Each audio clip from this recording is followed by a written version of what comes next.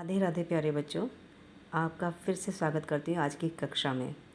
आज इस वीडियो में हम सूरदास जी द्वारा रचित ये जो दूसरा पद है इसकी व्याख्या पढ़ेंगे, इसकी व्याख्या को समझेंगे। ठीक है। ब्रज भाषा का सुंदर प्रयोग करते हुए सूरदास जी ने गोपियों के माध्यम से अपने भाव ही व्यक्त किए हैं कि मन की मन ही मांझ रही। इस पद में गोपियों की जो स्वीकारोक्ति है ना, कि उनके मन की अभिलाषाएं उनके मन में ही रह गईं, ये कृष्ण के प्रति उनके प्रेम की गहराई को अभिव्यक्त करती हैं। बच्चों, गोपियाँ यहाँ पर उद्धव से कहती हैं कि हमारे मन की अभिलाषाएं हमारे मन में ही रह गईं, क्योंकि हम श्री कृष्ण से यह कह ही नहीं पाई कि हम उनसे कितना प्रेम करते हैं। ठीक है। कहिए जाए कौन पे उधो ना ही परत गई। अब गोपियाँ अपने मन की व्यथा को किससे जाकर कहें। उद्धव से कह रही हैं कि उद्धव, हमें समझ में ही नहीं आता कि हम अपने प्रेम की इस पीड़ा को किससे जाकर कहें। कौन है? एक कृष्ण थे जो हमारे प्रेम को समझते थे और वो भी हमें छोड़ के चले गए। अब हम किससे जाकर अपनी पीड़ा को कहें। अवधि आधार आस आवन की तनमन व्यथा सही। इस तीसरी पंक्ति में आप देख सकते हैं कि अवर्ण की आवृत्ति हो रही है और अनुप्रास अलंकार का बहुत सुंदर प्रयोग करा गया है। यहाँ पर गोपियाँ कहती हैं कि अब तक उनके आने की जो आशा थी, जो वादा कृष्ण हमसे करके गए थे कि मैं कंस का वध करने के बाद वापस आ जाऊँगा, ये आशा ही हमारे जीने का आधार थी। उसी आशा के आधार पर तो हम अपने तन मन के दुखों को सहन कर रही थीं। अब इन जोग संदेशिनी सुनी सुनी पुरानी विरह दही।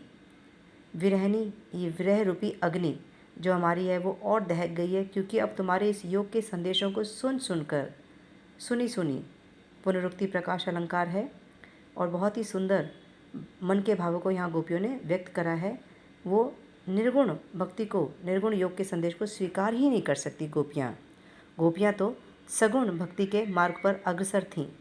इन योग के संदेशों को सुनकर उनके जो विरह की अग्नि है वो दोबारा से भड़क गई और गोपियाँ कहती हैं कि कृष्ण द्वारा भेजे गए इस योग संदेश को सुनकर तो हमारे विरह की जो अग्नि है, जो ज्वाला है, वो और भड़क गई है।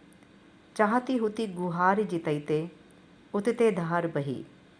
गोपियाँ अपने विरह की पीड़ा का वर्णन करते हुए कह रही हैं कि जिधर से हम योग की धारा तुम बहाते चले आ रहे हो ना, उसी रास्ते से हम अपने रक्षा के लिए सहारा ढूंढ रही थी। श्री कृष्ण के विरह की अग्नि में जल रही गोपियाँ कह रही हैं कि हम अपनी रक्षा के लिए सहारा चाह रही थी उस रास्ते से, और उसी रास्ते से तुम अपने योग की धारा बहाते चले आ रहे हो। सूरदास अब धीर धरें क्यों, मर्यादा ना लही। सूरदास कह रहे हैं गोपियों के माध्यम से, ये गोपियों के भाव ही नहीं बेटे, प्रत्येक भक्त के भाव होते हैं जो अपने आराध्य के समीप रहना चाहते हैं। गोपियाँ किंतु अभी कृष्ण से दूर हैं, विरह की अग्नि में जल रही हैं, और सूरदास के माध्यम से गोपियाँ भी यही कह रही हैं कि अब जब श्री कृष्ण ने सभी मर्यादाओं का त्याग कर दिया तो भला हम धैर्य धारण कैसे कर सकती हैं। क्योंकि प्रेम की मर्यादा तो यही रहती है कि अगर वादा किया है तो उस वचन को पूरा करें। कृष्ण ने वचन तो दे दिया कि मैं वापस लौट कर आऊँगा जाते वक्त, परंतु वो वचन पूरा नहीं करा और उस विरह अग्नि में जल रही गोपियाँ पहले ही पीड़ित थीं और उस पीड़ा को अब किसने और बढ़ा दिया, उद्धव के इस योग संदेश ने। तो कहीं ना कहीं सूरदास जी ने भक्ति काल में सगुण भक्ति धारा की जो निर्मल धारा बहाई है, उसकी यहाँ पर सगुण भक्ति की विजय प्राप्त या विजय होती हुई दिख रही है। उम्मीद करती हूँ इस पद की व्याख्या आप सभी को समझ में आई होगी बच्चों। अगर आपको कोई इसमें परेशानी लगती है तो आप मुझसे कमेंट बॉक्स में प्रश्न पूछ सकते हैं। Please like, share and subscribe my channel, ताकि मैं आगे ऐसे ही वीडियो आपके साथ शेयर करती रहूँ। राधे राधे। Thank you.